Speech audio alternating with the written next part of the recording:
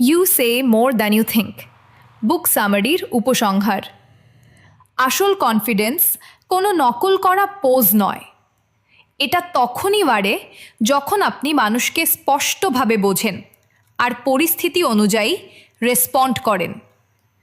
জেনিন driver এবং ম্যারিস্কা von আলস্ট আমাদের শিখিয়েছেন যে কোনো একটা মুভ না দেখে প্যাটার্ন খুঁজতে হয়।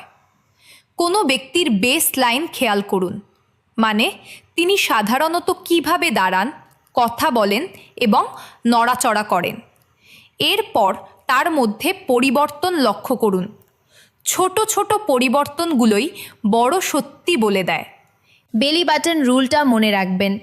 একজনের শরীরের উপরের অংশ যেদিকে ঘোরানো থাকে সেটাই বলে দেয় যে সে আসলে কাকে মনোযোগ দিচ্ছে। বিল ক্লিন্টনের কথা ভাবুন। তিনি কিভাবে তার শরীর ঘুরিয়ে একজন ব্যক্তিকে বোঝাতেন যে তাকে গুরুত্ব দেওয়া হচ্ছে।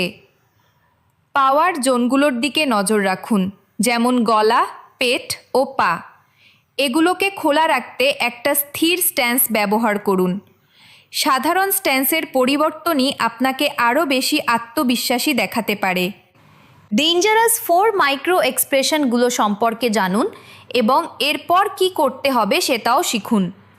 একটা ছোট্ট ভুল, হাসি, এক ঝলকের জন্য রাগ, সামান্য বিরক্তি বা একটা হালকা ব্যঙ্গের হাসি খুব দ্রুত একটা আলোচনাকে বদলে দিতে পারে। সফট মুভ ব্যবহার করুন, প্রশ্ন করুন, অপেক্ষা করুন, আর যখন বুঝবেন সামনে থেকে পুশব্যাক আসছে তখন আবার জিজ্ঞাসা করুন। নীল আর্লের সতর্ক পর্যবেক্ষণ দেখায় যে কিভাবে ধৈর্য আর বেসলাইন চেক করার মাধ্যমে আসল রেজাল্ট পাওয়া যায়। আজ থেকেই একটা ছোট প্র্যাকটিস শুরু করুন। যে কোনো একটা জেস্চার লক্ষ্য করুন, একটা হালকা অ্যাডজাস্টমেন্ট করার চেষ্টা করুন। এটাকে সৎ এবং স্বাভাবিক রাখুন। যদি এটা আপনার কাজের মনে হয় তাহলে ভিডিওটা লাইক করুন, পরের চ্যাপ্টারের জন্য সাবস্ক্রাইব করুন আর কমেন্টে আমাদের জানান আপনি কোন মুভটা প্রথমে চেষ্টা করবেন। পরের সামারিতে দেখা হবে।